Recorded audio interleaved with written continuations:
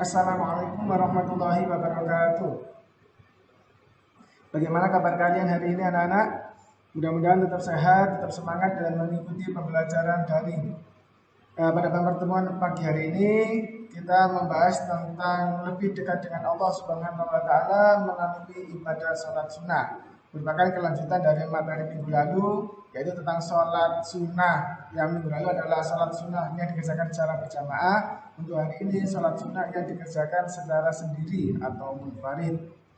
Sebelum kita memulai pembelajaran, mari kita berdoa terlebih dahulu. Kita berdoa bersama-sama.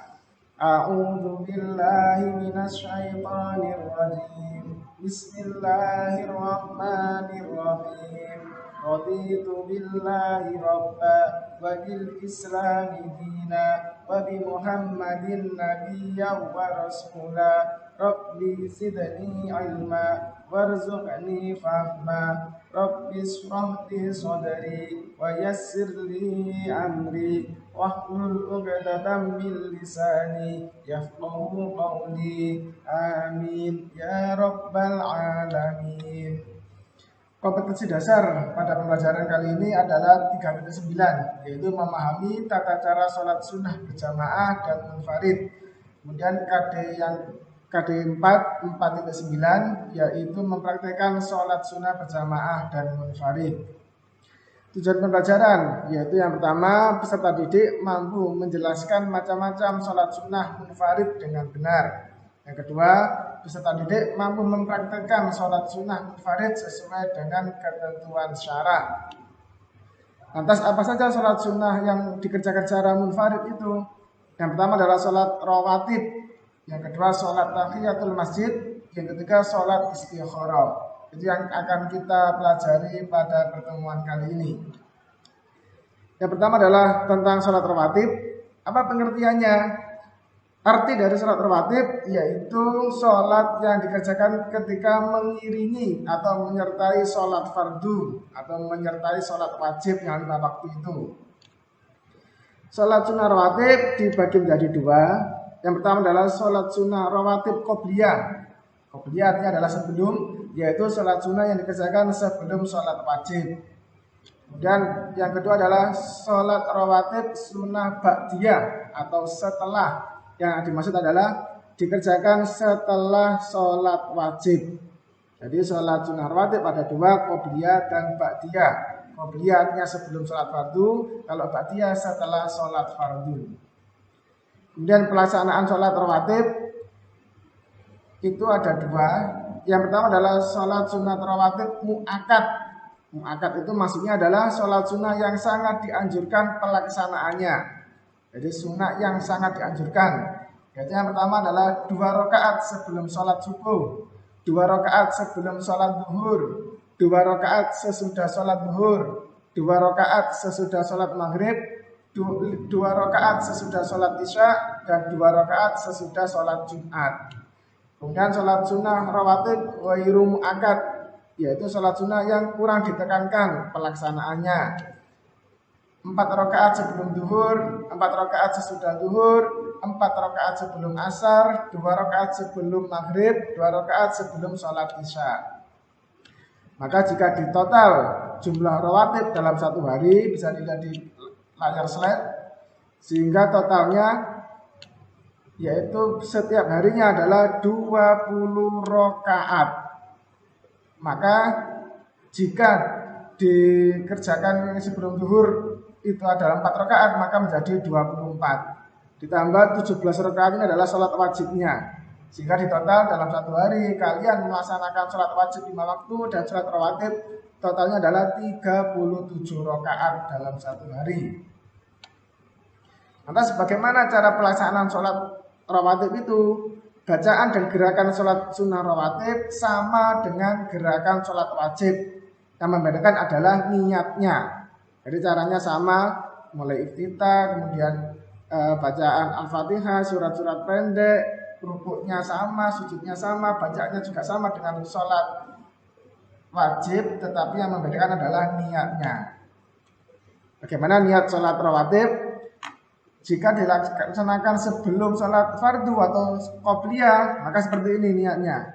usolli sunatan qabliyatan duhri atau asri atau maghribi atau isya'i atau subhi tergantung dengan sholatnya. Kemudian ini kalau 2 rakaat atau arba'a rakaatin kalau 4 rakaat mustaqbilal qiblati sunatan lillahi ta'ala.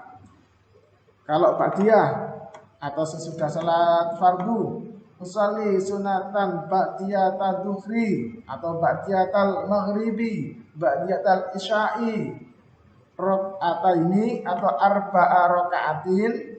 Rakaat ini jika 2 rakaat, arba'a rakaatin itu jika 4 rakaat, mustaqbilal qiblati sunatan lillahi ta'ala. Jadi disesuaikan dengan sholatnya, mengiringi sholat zuhur atau mengiringi sholat isya atau mengiringi sholat subuh atau mengiringi sholat maghrib dan seterusnya. Jadi disesuaikan dengan niatnya itu tadi. Bagaimana dengan yang simple atau yang mudah untuk dihafal? Di sini sudah saya contohkan. Jika itu kalian mudah dihafal, maka seperti ini. Usolli sunatan duhri rakaataini qabliyatan lillahi ta'ala. Atau sesudah atau ba'diyah. Usolli sunatan duhri rakaataini ba'diyatan lillahi ta'ala. Tinggal nanti diganti dengan sholatnya. Kalau duhur ya duhri. Kalau subuh misalkan usolli sunatan subhi rakaataini qabliyatan lillahi ta'ala. Kalau ba'diyah, mungkin saya contohkan ba'diyah maghrib. Sholli sunatal maghribi raka'ataini ba'diyatan lillahi ta'ala. Itu. Ingin rumah di surga, maka selalu sholat sunnah rawatib 12 rakaat dalam sehari. Ini sesuai dengan hadis dari Ummu Habibah istri Nabi Muhammad SAW. Dia berkata, aku mendengar Rasulullah SAW bersabda yang artinya, tidaklah seorang muslim mendirikan sholat sunnah ikhlas karena Allah sebanyak 12 rakaat selain sholat fardu, melainkan Allah akan membangunkan baginya sebuah rumah di surga. Nah, ini adalah pahala jika kita melaksanakan sholat rawatib. Hadis yang kedua disebutkan, dan dalam riwayat At-Tirmidzi dan An-Nasa'i ditafsirkan ke-12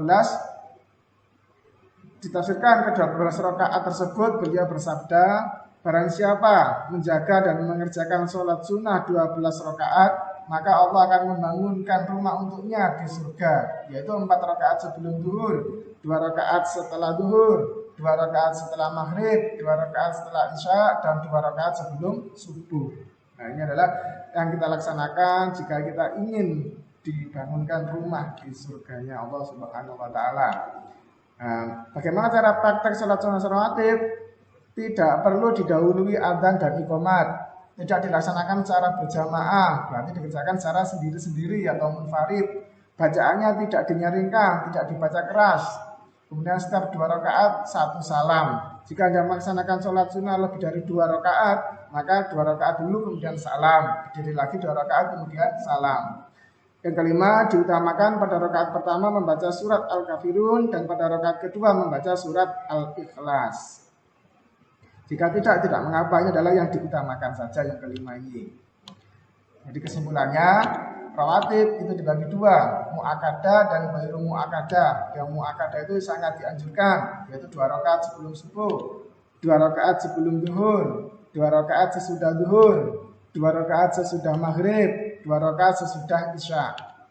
Dan yang ghairu mu'akkad atau yang cukup ditekankan, cukup dianjurkan 2 atau 4 rakaat sebelum zuhur, 2 atau 4 rakaat sesudah zuhur, 4 rakaat sebelum asar, dan 2 rakaat sebelum maghrib. Mudah-mudahan kita mampu untuk melaksanakan sholat sunnah rawatib tersebut.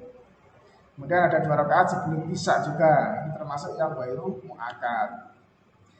Sholat sunnah yang kedua setelah sholat rawatib yaitu sholat tahiyatul masjid. Apa itu sholat sunnah tahiyatul masjid? Yaitu sholat sunnah yang dikerjakan seorang jamaah yang baru saja masuk masjid, baik pada hari Jumat maupun hari selain Jumat, di waktu siang ataupun malam ataupun pagi. Jadi ketika kalian baru masuk masjid, itu kalian dalam rangka menghormati masjid, itu disunahkan sholat sunnah tahiyatul masjid. Bacaan dan gerakan sholat sunnah tahiyatul masjid sama dengan bacaan dan gerakan sholat wajib. Yang membedakan adalah niatnya saja. Bagaimana niatnya? bisa dilihat di layar slide. Niatnya adalah usolli sunatan tahiyatil masjid rakaataini adaan lillahi ta'ala. Aku niat mengerjakan sholat sunat tahiyatul masjid, menghormati masjid karena 2 rakaat saat ini karena Allah Ta'ala. Ini adalah niat sholat sunat tahiyatul masjid. Sholat yang ketiga, sholat sunat yang dikerjakan secara sendiri atau munfarid adalah sholat istikharah. Sholat istikharah adalah sholat sunnah yang dikerjakan untuk meminta petunjuk kepada Allah Subhanahu wa Ta'ala karena berada di antara beberapa pilihan dan merasa ragu-ragu untuk memilih atau saat akan memutuskan sesuatu hal. Jadi misalkan karena setelah lulus SMP akan melanjutkan ke SMA atau ke SMK atau ingin mondok, nah karena bingung mau pilih yang mana, nah kalian disunahkan untuk sholat istikharah, memohon petunjuk kepada Allah supaya tidak ragu-ragu. Bagaimana tata cara sholat istikharah? Bisa dilihat di layar slide. Sholat istikharah boleh dikerjakan paling sedikit atau minimal adalah 2 rakaat. Setelah membaca Al-Fatihah pada rakaat yang pertama, diutamakan membaca surat Al-Kafirun. Dari setelah surat Al-Fatihah dibaca kemudian surat Al-Kafirun pada rakaat yang pertama. Setelah membaca Al-Fatihah pada rakaat yang kedua, diutamakan membaca 1 kali surat Al-Ikhlas. Namun untuk surat yang lain tetap diperbolehkan. Jadi seumpama kalian ingin membaca surat-surat yang lain selain surat Al-Ikhlas, selain surat Al-Kafirun itu diperbolehkan. Tapi yang diutamakan yang rakaat pertama adalah surat Al-Kafirun, yang kedua adalah yang rakaat kedua surat Al-Ikhlas. Pada dasarnya sholat istikharah dapat dilaksanakan kapan saja, namun dianjurkan pada waktu sepertiga malam terakhir. Bagaimana niat sholat sunnah istikharah? Bisa dihafalkan juga ya. Usolli sunatan lil istikharah raka'ataini lillahi ta'ala. Usolli sunatal istikharah raka'ataini lillahi ta'ala. Saya ulangi. Usolli sunatan istikharah raka'ataini lillahi ta'ala. Yang artinya adalah aku berniat melaksanakan sholat sunnah istikharah 2 rakaat karena Allah Ta'ala. Alhamdulillahirabbil alamin. Demikian tadi materi tentang sholat sunnah yang dikerjakan secara munfarid. Yang pertama tadi adalah sholat sunnah rawatib. Yang kedua adalah sholat sunnah tahiyatul masjid. Yang ketiga adalah sholat sunnah istikharah. Mudah-mudahan kita semua memahami dan dapat mempraktikkan dalam kehidupan sehari-hari. Saya akhiri untuk pembelajaran hari ini. Kurang lebihnya mohon maaf. Terima kasih atas perhatiannya. Wassalamualaikum warahmatullahi wabarakatuh.